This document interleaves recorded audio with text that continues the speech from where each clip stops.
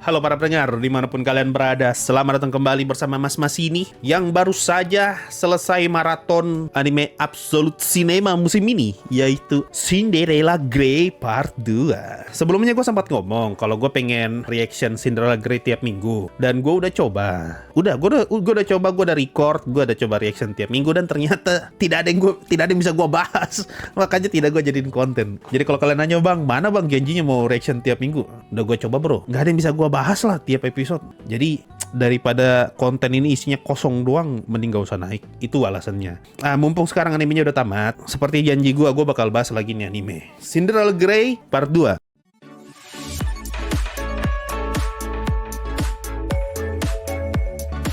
Part ini tuh ada 3 cerita utama. Cerita tentang Japan Cup, cerita tentang Arima Kinen, sama perkenalan karakter Inariwan. Mari kita bahas Japan Cup dulu. Japan Cup ini ngenalin banyak banget karakter kuda dari luar negeri. Gue nggak ingat siapa saja namanya. Cuma yang gue ingat tuh ada dari Prancis, ada dari Amerika 2 kalau nggak salah, yang badannya berotot banget tuh. Sama Obey Your Master, sama Italia yang katanya paling jago kan, Italia. Siapa lagi ya? Swedia kalau nggak salah satu tuh yang. Terus dari Jepang 2, si Tamamo Cross sama Oguri Cup. Nah, untuk arc Japan Cup ini menurut gua seru-seru aja, tapi gua agak kecewa gitu. Ternyata tidak semua negara kelihatan jago. Di pandangan gua ya, ini bakal jadi puncak balapan yang paling epic nih, karena ini udah bukan tingkat nasional nih, tingkat internasional nih. Semua kuda jagoan dari seluruh dunia ada di sini nih. Jadi di kepala gua ini kayaknya tiap kuda bakal punya jatahnya masing-masing, kayak tiba-tiba bakal ada balapan antar ini lah, antar negara gitu. Tapi ternyata kosong. Nah, ini sih sebenarnya nilai negatif dari cerita yang ngambil kejadian di dunia nyata gitu. Kalau ceritanya fiksi, bisa tuh dibikin lebih hyperbola, dibikin lebih dramatis. Jadi setiap karakter tuh punya porsinya masing-masing. Tapi karena Uma Musume ngambil cerita dari dunia nyata, jadi apa yang kejadian di dunia nyata, ya itu yang terjadi di animenya juga kan. Makanya kayak ada beberapa karakter yang lu nggak bakal dapat payoff-nya lah, padahal dari desain karakter udah keren banget. Yang gua lumayan kecewa tuh yang dari Prancis tuh, Prancis kalau nggak salah, yang kayak Tuan Putri itu keren banget desainnya tuh. Alah, ternyata nggak kelihatan jago. Malah yang digembar-gemborkan paling jago yang dari Italia malah cedera. Yang justru harusnya paling jago cedera. Ada. Sama kasusnya kayak gitu tuh, Uma Musume yang season 3, si Duramente, katanya kuda terkuat pada masanya, cedera di awal cerita. Itulah jeleknya kalau lu ngambil cerita dari dunia asli ya, tidak bisa dilebih-lebihkan, gak bisa diubah lah istilahnya, untuk lebih dramatis. Tapi setidaknya di arc ini, lu ngelihat betapa ngerinya Obey Your Master sama Tamamo, Pak. Tamamo pas diliatin dari shot belakang, terus diliatin otot-otot, gue nonton tuh pas lagi reaction tuh, keren banget, badan kecil tapi berotot semua. Itu salah satu scene paling keren. Baru pas si Obey Your Master Zone, merinding gua tuh pas Obey Your Master Zone. Soalnya setupnya udah keren gitu. Obey Your Master tuh kayak karakter paling misterius, tapi karakter yang paling, lu kayaknya paling tidak jago deh. Ternyata pas di lapangan, gila, beliau zone balapan lagi sama si Tamamo ya. Tamamo hasil dorong gerobak batagor. Otot Bang Cilok. Itu keren banget sih itu si Tamamo sama Obey Your Master tuh betul-betul mencuri spotlight ya. Yang gue sayangkan ya itu tuh si yang dari Italia tuh yang katanya paling jago. Di saat Obey Your Master sama Tamamo saling adu zone, dia mau ikutan zone nih, malah cedera. Aduh, sayang banget. Cuma mau gimana lagi, namanya ngikutin cerita asli ya. Nah, itu untuk Japan Cup. Setelah dari Japan Cup masuk ke Arima Kinen. Di Arima Kinen ini kita dikenalin beberapa karakter ya. Salah satunya tuh Super Creek tuh sebelum Japan Cup kayaknya udah. Sebelum Japan Cup kayaknya udah Super Creek sih, tapi dia baru balapan lawan Oguri Cup itu di Arima Kinen. Arima Kinen tuh lawannya siapa aja? Dikta, Tamamo Cross, Super Creek, pokoknya 3 itulah yang penting, sama Oguri Cup. Ini Dikta nih dari apa ya? Dari season 1 itu kelihatan cuma kayak berandalan doang. Masuk di balapan yang ini dari Arima Kinen, gila. Aduh, ini lagi satu, ini selalu yang jadi hal yang gue kesalkan dari Uma Musume. Di saat gue pengen lihat dia serius, dia malah ada aja balanya. Ada yang cedera lah, ada yang apa lah, sama kayak Dikta gitu. Si Tamamo udah zone, si Oguri Cup udah zone, mau dikejar sama Dikta zone juga. Malah tambah parah cederanya. Aduh, ngeselin banget, sumpah ngeselin. Selalu yang jadi ngeselin dari Uma Musume ini nih. Gue pengen lihat perjuangannya loh. Padahal udah keren banget tuh si Dikta tuh. Emang tampang kayak berandalan. Satu hal yang gue kaget tuh dia bisa zone. Itu yang bikin gue kaget.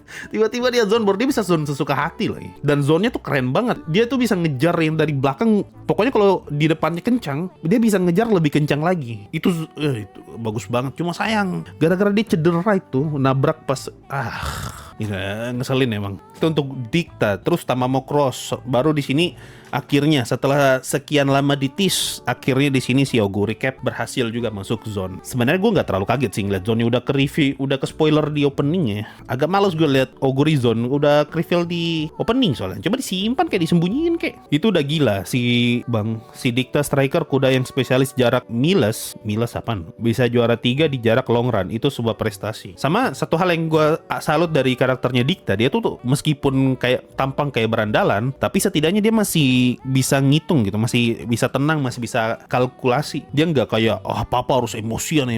Dia tidak kayak Inariwan gitu yang meledak-ledak. Dia emang kayak marah-marah terus, tapi orangnya betul-betul perhitungan. Kayak waktu dia nabrak, jangan panik. Ini cuma darah doang. Aku masih bisa inilah, pertahankan posisiku dan segala macam. Wah, ini di saat semua orang mikir soal strategi, tiba-tiba Tamamo bilang, strategi bodoh amat. Akulah kuda terkuat. Tiba-tiba dia zone terus balap dari belakang. Itu emang karakter gila sekali itu Tamamo tuh. Kalian nih mikir strategi, apa kalian lupa? Kalian tuh lawan saya, sang kuda terkuat. Langsung kejar dari belakang.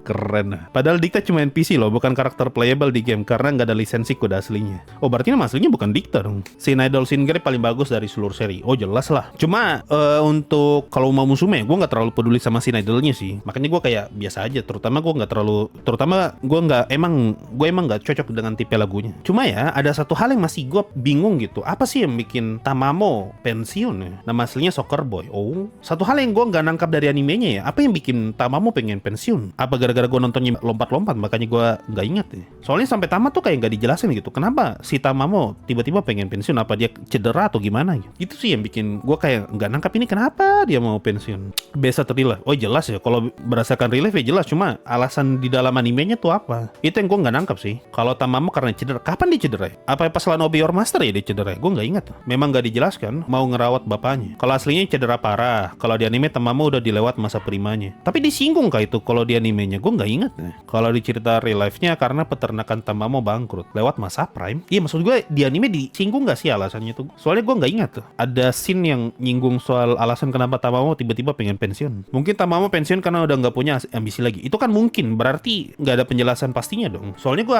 nggak nangkap tuh kenapa dia tiba-tiba pengen pensiun. Kayak nggak ada penjelasan pasti kenapa. Kan di telepon ya orang tuanya sakit. Kan orang tuanya dari awal emang sakit. Pelatihnya kan lebih tepatnya sakit. Dari awal kan emang sakit ya. Ya itu sih untuk Arima Kinen. Yang memorable cuma pas Tamamo ngejar dari belakang sama si Dicta. Sedangkan kalau untuk kasusnya Oguri Cap gara-gara udah ke spoiler di opening jadi kurang spesial. Tapi setidaknya ngelihat balapan terakhirnya Oguri Cap sama Tamamo tuh lumayan emosional. Cuma itu aja, gue emosional tapi kayak lu kenapa tiba-tiba mau pensiun ya? Itu Sensei di episode terakhir dia mau jenguk dan nemenin trainer sebelum yang cewek. Tanggapan Super Creek kena diskualifikasi gimana? Gue nggak terlalu paham sama ini sih aturan balapan kuda ya. Kenapa? Gue malah ya bingung tuh kenapa dia bisa didiskualifikasi. Hanya gara-gara ngelewatin kuda dia didiskualifikasi. Apa karena posisinya membahayakan kuda lainnya makanya bisa kena dis ya? Berarti ada aturan kayak gitu dong. Terus selama ini nggak pernah ada yang kayaknya ya sejauh ini nggak pernah ada kuda yang kena diskualifikasi deh gara-gara aturan kayak gitu di Uma Musume ya. Bahaya bang ya. Maksud gue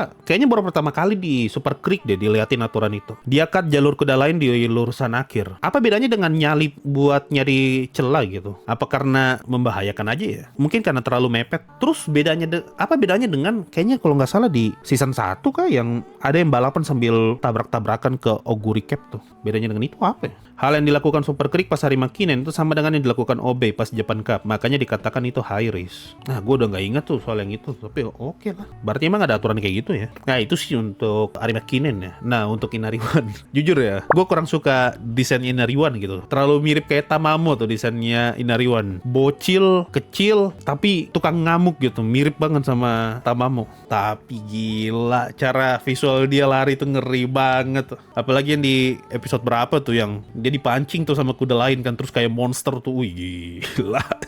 Ini kuda bisa, ini orang bisa lebih monster daripada Oguri nih. Obey Your Master nyalip kayak Super Creek juga, tapi dia waktu di Japan Cup posisinya dia jauh banget di depan, jadi nggak dianggap pelanggaran. Major McQueen juga pernah kayak Super Creek, cuma bedanya McQueen nggak didiskualifikasi, tapi dijadikan posisi terakhir. Itu sih untuk Inariwan nih. Gue suka banget sama efek dia lari, terutama pas dia menjadi monster tuh ngeri banget. Terus, aduh, yang menurut gue ya agak bikin greget tuh karena Inariwan sebelum gabung nasional aja udah mau zone loh, udah dilatih dia mau zone loh tuh sebelum dia masuk nasional. Apalagi nanti kalau udah nasional lebih ngeri lagi nanti tuh, lebih ngeri lagi tuh kalau udah masuk nasional tuh si Inariwan tuh. Dan gue suka backstory-nya Inariwan sih, dia datang sebagai satu keluarga.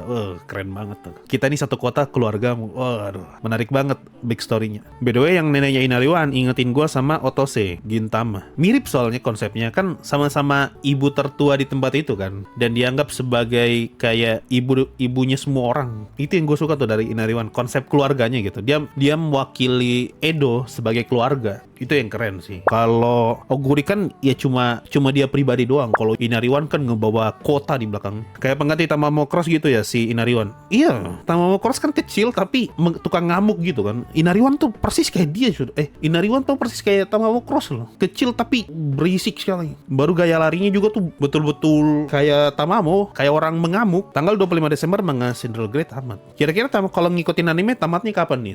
Animenya season 3 udah tamat kah? Part 3 deh, jangan season 3. Inari lebih barbar lagi dibanding Tamamo. Oh jelas itu. Inariwan di season 1 tinggi. Inariwan ada di season 1.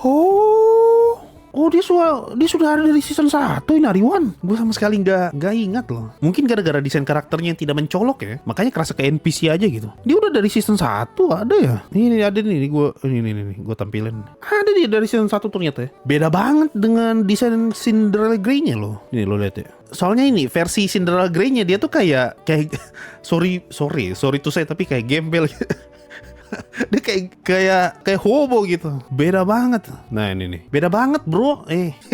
Kalau yang ini tuh kayak moe gitu. Kalau di sini tuh kayak kotor dia nih. Kayak kotor gitu karakternya. Kayak gue bilang kayak hobo, kayak orang jarang mandi. Beda banget, cowok. Gue lihat rambutnya aja tuh. Rambutnya kusut banget. Lu lihat aja nih, beda kan nih. Ini kan moe banget nih. Di atas nih kayak orang jarang mandi nih. Iya betul, kayak kuda desa. Literally kuda desa. Bocah dekil ya. Dekil mungkin kata yang lebih tepat sih daripada hobo ya. Emang kuda pedesaan dia kayak Oguri, tapi Oguri kan lebih kinclong. Ya kita lihat aja nanti apakah di anime, apakah nanti kalau udah gabung sekolah jadi sering mandi dia. Iya lo lihat kan, rambutnya aja kusut banget. Efek 3 tahun di Terasen meningkatkan gizi. Cuma bener kan, nggak gua doang yang kepikiran kayak gitu. Sama aja dekilnya pas udah join Terasen. Cuma tapi tetap ya, karakternya keren loh. Apalagi yang ini nih. Kayaknya Oguri pernah dibikin kayak gini ya. Kayaknya nggak pernah deh yang ini. Atau pernah ya? Gue nggak ingat. Ini kalau season nanti, kalau lu bayangkan kalau nanti Inariwan, Super Creek sama Oguri Cap balapan di part 3, baru balapannya kayak begini semua. Wah gila bro. Gila tuh kalau balapannya kayak gini semua nih. Setan lomba lari bukan kuda. Kalau desain itu Oguri di Course 1 episode 12. Coba. Yang ini beda mah. Beda ini, kalau ini mah setan betulan. Kalau ini kan kayak mencekam aja. Ada monster dalam diri Blue Lock. Wow, lu bayangkan kalau mereka balapan baru begini semua nih, sama-sama monster pukul lomba lari. Cuma ya ada potensi kedepannya ceritanya bakal spam zone.